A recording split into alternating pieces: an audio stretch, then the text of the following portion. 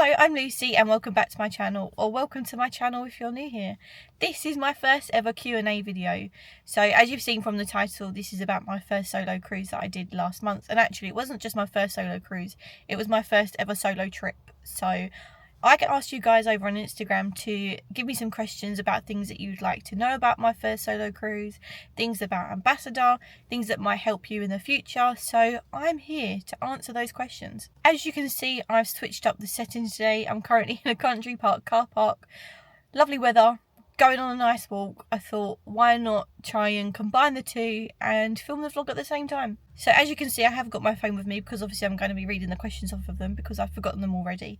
But I have kind of constructed my answers already just because I didn't want to. I've thought about these before I've started filming because I don't want to forget anything and I want to give you as much information as possible. And also I just wanted to be a little bit prepared. So here I am with my phone. And starting off the questions is, why did you choose to go on a solo cruise? In all honesty, I had a real itch to go on a cruise. I actually saw Ambience go down the Thames the week before that I booked the cruise. And so I was looking online, I saw the one that I went on and it kind of stood out to me just because it went to the Tulip Festival and it's obviously nearby, the price was great. So I thought that sounds like a good cruise. So I asked my boyfriend and he wasn't that interested, and also he couldn't get the time off of work. I asked my family and they had other plans so couldn't go. So I was looking at some other cruises, different cruise lines, different dates, and nothing was really aligning. So this one really stood out to me and I thought, what is stopping me from going on this cruise on my own? There's actually nothing stopping me. Cruising is a real passion of mine. It's a hobby. You know, I just love cruising. I could talk about it all day, to be quite honest. Also, I thought as a solo cruise, it's perfect for me because it's literally down the road from me. I've already been on Ambassador before. I know that I'm comfortable. I've been on the ship before. So yeah, I thought, well, there's nothing stopping me, so why not do it? So I did it. So yeah, that's the reason, because I wanted to, so I did. Question 2 is, why did you pick Ambassador Ambience? And I've probably just answered this question mostly in the previous one, but just add into it. I felt comfortable picking this cruise because I've been on Ambience before. I know that I like cruising with Ambassador and I knew that I'd feel safe, which is incredibly important to me as a solo traveller. I'm not sure that I would have felt as comfortable or as confident going on a brand new cruise line or a new ship. So I already knew that I felt comfortable going on Ambience. So I do think that was the perfect cruise for me to try it out on. Question number 3. Were you nervous to cruise alone? How did you prepare mentally, emotionally? This is a few questions in one. And also, did you find it easy talking to other people? I was so nervous to begin with. I am not good at small talk or talking to people that I've never spoken to before, just, you know, striking up random conversation with strangers. I've never been good at that. So honestly, I was not dreading, but I was really apprehensive and anxious about those certain situations where I would probably need to talk to people. To get over those thoughts in my head, I knew that I had something in common with every single person on the ship, and that was cruising. Whether it was their first cruise or their 100th cruise, every single person on that ship must have had an interest in cruising to have been on the cruise ship in the first place. So I knew that was going to be a topic that if I was maybe struggling, that I could just relate back to. Another thing that I was a bit nervous about is in the past few years, I seem to have developed some kind of stutter or I get my words mixed up. So I was a little bit nervous about that happening to me in front of strangers. Like I'll say park ark instead of car park, you know, just silly things mixing up my words. Just had to stop because there's someone there, but I'm going to carry on anyway. I forgot what I was saying. I think about my stuttering and just nervous speaking. But yeah, I seem to have just, I think it's probably since COVID and maybe like that's what I mean. Maybe like a lot of people, I just seem to forget what I'm saying or I can't talk properly. I don't know what it is. So if you see me in person and I start doing that, just ignore it. But yeah, I'm not quite sure why that happened and why that didn't really come out of me on this cruise. Maybe I gained a little bit of confidence because I was on my own and I wasn't hiding behind someone like I normally am. It was me that was having to do the talking, so I just had to gain that bit of extra confidence, and I think that probably helped actually with my speech. But I did notice while I was editing the videos that I was able to get out longer sentences. I wasn't messing up my words so much. I remembered what I was trying to be saying, which was really nice to see, and I'm really proud of myself. So, but yeah, that's how I felt. Nervous, anxious wise, mentally, emotionally. Yeah, gained a lot of confidence, and it wasn't as bad as I imagined. Question number 4. Were there any solo activities, or what is the best way to find other solo cruisers? When I got in my cabin, there was actually a letter on my bed to tell me about some solo meetups that were going on in the cruise. I believe the first one was a hosted one, and then there were other ones that were unhosted. Obviously, Ambassador don't have to do that, but it was very nice that they did, and I think a lot of people did appreciate that, and I know quite a few people did go to it. I didn't go to it myself, purely because I didn't really have the time and I'd already met a lot of other solo people, but I do know that quite a few people did go to it. Another way to meet solo people is that the solo people were seated together at the dinner table. That was a great way to meet people, and that's probably the main way that I met people. I then did meet other solo cruisers from the people that they had met, so it's like the solo cruisers from the solo cruisers I had met, if that makes sense. So everyone kind of became a big group. Not everyone, but like a lot of people just spoke to each other and then just made friends from each other, really. I hope that makes sense. That was a lot of waffling. Another way to meet solo people is before a cruise, quite often you'll see Facebook groups for that particular cruise. Or on Cruise Critic, they do a roll call for people that are going on that cruise. So you could speak to people in advance if you wanted to. Obviously, there could be a safety part of it. You don't want to let people know in advance you are a solo cruiser. But it is also a good way to meet people on there. Or another way to meet people, if you're feeling very brave, is just to go up to someone that you see on their own. Obviously, they might want to just be left alone, but I'm sure they're going to talk to you. 99% of the people that you would probably go up to would just have a conversation with you. So yeah, quite a few different ways to find other solo cruisers. Question number 5. Did you get any solo cruiser discounts or deals? What was the price like? So I did get a really good deal. I didn't have to pay for any solo supplement on this cruise. And I wish that more cruise lines did this, even if they are just last minute ones. This is another reason why I love Ambassador, as they do sometimes have the no solo supplement, or they do have solo cruiser deals, so they might be just a little bit cheaper than if you paid for 2 people. Quite often some cruise lines do charge for more than 2 people, which is absolutely criminal.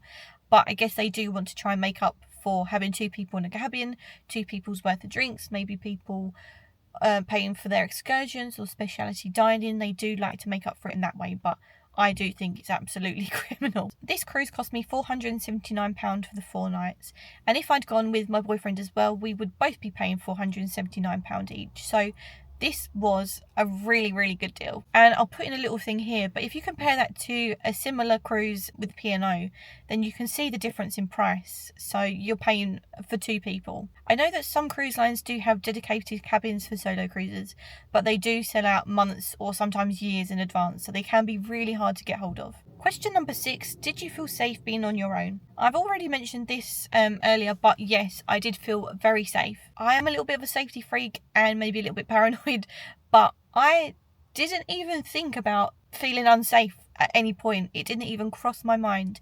I think the only time I might have mentioned it was in right at the end of the second vlog, when I just thought I would mention that I felt safe. That was the only time that it actually come across my mind. I felt so safe, which made the whole experience very enjoyable. Question number 7. What was the dinner experience like? Did you feel awkward? This was probably the thing I was most nervous about. And because I love having dinner in the main dining room, I knew that I would be sitting with other people, strangers. So going back to the other question earlier about how I felt like mentally, emotionally, this was the thing that I was most worried about, just having to speak in a group, maybe having to speak in front of a group, because I was going to be sitting at a table with 9 other people potentially, and me having to speak about myself to all of these people looking at me. But guess what? It turned out absolutely fine. I don't know what I was worrying about. It was all in my own head. I could have a conversation. Who knew? Like I said, I was sat at a table for 10, but there was actually 7 of us that turned up. All solo cruisers, so pardon the pun, but it was nice for us to all be in the same boat and in the same situation. It was really nice. Everyone was getting to know each other. It was nice being able to listen to different conversations that were going on. It wasn't just one big conversation going on at the same time. There was conversation on that side of the table, conversation on that side of the table, and I'm a bit more of a listener, so I liked to just listen to what was going on. I found it fascinating listening to other people's life stories, just finding out about people you might not necessarily talk to. It was nice to hear about people's life stories, how they booked the cruise, why they were on the cruise. People were of different ages, and I was the youngest person on the table, and I thought, well, I'm not the most intelligent, but I thought I'm going to feel really stupid being around all these people with much more life experience. But I didn't feel like that at any point. Nobody made me feel like that. So it was just a very comfortable experience. But back to the dining alone part, if I didn't like the experience in the main dining room, I could have gone to eat in the buffet alone. There's plenty of tables in there to just sit by yourself. I could have maybe taken a book or watched something on my phone or just do some people watching. I did actually eat some afternoon tea by myself and something by the pool. So that was fine, watching people walk past, just taking everything in and just chilling. It was great. Question number 8. How was it doing your excursion alone? Do you have any tips for going ashore? It definitely gave me peace of mind to have the excursion booked with the cruise line, because if something happens and you're delayed getting back to the cruise ship, then they do wait for you. And it was actually cheaper for me to book the excursion with the cruise line, because the place that we were going to was 45 minutes away. If I was to have booked a taxi by myself, then one, I wouldn't have felt so safe being in a taxi in a different country on my own. It would have cost me a lot more because there's no one to share the cost with. And obviously the journey would have been there and back and the tickets to get in, so it actually turned out a lot cheaper for me to book it with the cruise line. It was nice to walk around on my own and look at things in my own time, not feeling like I'm holding anyone up or rushing anyone or no one rushing me. It was just, everything was done nicely, my own pace. I could do what I want when I want. I say that a lot throughout this video probably. But the thing I didn't like so much was having to hold everything by myself. And I know that sounds crazy, but having to hold my phone, my camera, my bottle of drink, the map, trying to find my way around the park. I did need an extra pair of hands, but all it took was for me to just stop somewhere to the side, put my phone camera down or in my bag, and then get out my map and try and figure out where I was and where to go. So really that's not too much of a problem, but that's the only thing. And also when I was trying to eat my chips, I did feel a little bit awkward just standing under a tree by myself, because I had my chips in this hand and then obviously eating with the other hand and just having nobody to talk to. That was probably the only bit that I wasn't that keen on, but even that wasn't a big deal and it was fine because I was just people watching. So I wasn't really on land by myself, so I don't have the best tips. However, the way that I prepared myself was when I was supposed to do my Bruges on your own excursion. The coach takes you to Bruges but not directly in the city centre. So it's about a 15 to 20 minute walk, I believe. So what I was going to do was, once I got off the coach, either follow people that were on my coach into Bruges or ask if I could walk with someone. I'd also looked in advance on Google to see what I wanted to do, save some places to my Google Maps, and just kind of had an idea of where I wanted to go, and some backup places so that I wasn't just standing around on my own trying to figure out where I wanted to go. I had some things in mind of what I wanted to do so that I wasn't standing around aimlessly. Question, I think this is number 9. How does solo cruising compare to going with someone else? Do you prefer solo cruising or with others? So I've put these two questions together as they're a bit similar. Obviously, this is a completely different experience to going with other people. There are some things that are better on a solo cruise, but equally, it's obviously nice to be sharing the memories and experience with your loved ones. When you're travelling solo, you can do whatever you want, whenever you want, obviously within reason and as long as it's safe. You don't have to consult anything that you want to do with anyone. It's very freeing and very liberating. I know that can be a bit of a nightmare to go on holiday with sometimes. Like, I might change my mind on what I want to do, or my meal times might not match up with other people's, or if I'm on a hot sunny holiday, sometimes I get too hot and overheat and just get a little bit stressy, or if I'm really hungry then I'll get hangry. I knew that if I'm on my own, how I'm feeling isn't going to affect anyone else. It's just me and myself that's got to deal with that. If I know that I'm hungry, I just go and eat. I haven't got to wait for someone else to be ready to eat. There wasn't any of those problems. Also, I found that my mind completely switched off from daily normal life. Maybe because you're not with people that you talk to daily life about. So I'm not going to tell strangers my own personal problems. So I didn't speak about those things. So it was nice to talk to people about something different. But ultimately, I would prefer to go on a cruise with my boyfriend and my family because I love them so much and I like making the memories with them, and that's one of the most important things for me is memories. But now I know in future, if there's something that they don't want to do, or things don't match up or work out, I can just go by myself and I can just go and make some memories by myself. Do you think Ambassador is for older people only? In a straight answer, no. Ambassador's target audience is for people over 50, and the majority of their cruises are adults only, but they do have the occasional multi-generational cruise. I'm 31 and I've loved the three... Is it three? Yeah, the 3 Ambassador cruises that I've done so far, and I would definitely go on one again. Yes, they don't have all the climbing walls and the water slides and the arcades, but that's not what their target audience is into. If you're thinking about going on an Ambassador cruise and you're expecting Royal Caribbean activities or MSC nightlife, then don't be expecting that, because that's not what they're about. In my opinion, it's a bit more of a traditional style of cruising. It's a bit more of a slower pace of life if you want to, but equally there's a lot of fun things to do. As you'd have seen, I've had a lot of fun on this cruise. Things like quizzes, there's a lot of activities throughout the day, there's the nightclub in the evening, they've got deck games and things going on out on deck during the day, they've got the evening shows, and obviously I was up until like at least 2 a.m. every night. So yeah, there is a lot of fun things to do, but it's not going to be as wild as you might see on other cruises. So again, no, it's not for one particular age range, but just be open-minded and remember what the target audience is. Question number 11. What surprised you most about solo cruising? That I could do it, and that I did it, and it wasn't as scary as I thought it might be in my head. Question number 12. How did this solo trip affect you emotionally or personally?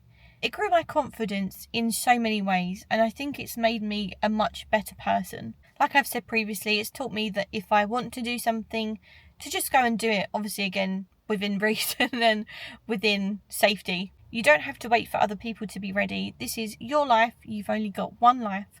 And if you want to go do something, make your own happiness. That's not me saying other people don't make me happy, but if there's something that you want to do and nobody else wants to do it, go and make your own happiness. Go and enjoy it by yourself. It's going to be fun. Question 13. Would you cruise solo again?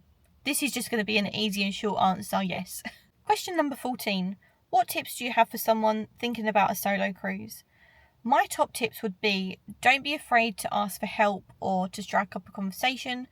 People are going to talk to you. There was a few times I asked a few people to take a photo of me.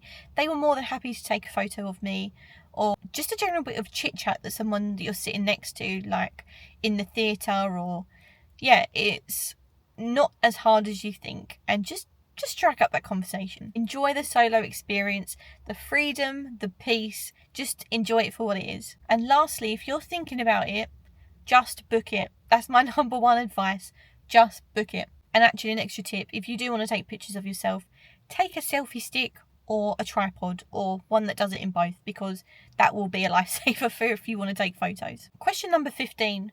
What would you do differently next time? I would maybe book a balcony for the views if the price isn't too much different. Something that I would love to do is just to order room service, sit on my balcony, like peace and quiet, maybe listen to the sea, maybe listen to something peaceful on my headphones. I think that'd be such a nice experience. Question number 16. What is the biggest myth about cruising solo? That you're lonely, or it's for single people, or you're sad, or you've got no friends. Just because someone is alone doesn't mean they're lonely. You don't have to do everything with other people. And being able to enjoy your own company is such an amazing thing. And finally, the last question, solo cruising in 3 words. And I'm going to say liberating, freeing, and empowering. Strong words. Thank you so much for watching. That is it for the end of this video. I really appreciate if you've stayed this long, because I feel like I might have been waffling a lot. It's been a lot of my face, and I'm sure nobody really wants to see that. But I would really appreciate if you could give this video a thumbs up, and also hit the subscribe button. Leave a little comment if you want to say anything or add your questions or thoughts. I would be more than happy to hear them, and I will answer any questions you have. Thank you so much, and I will see you next time. Bye.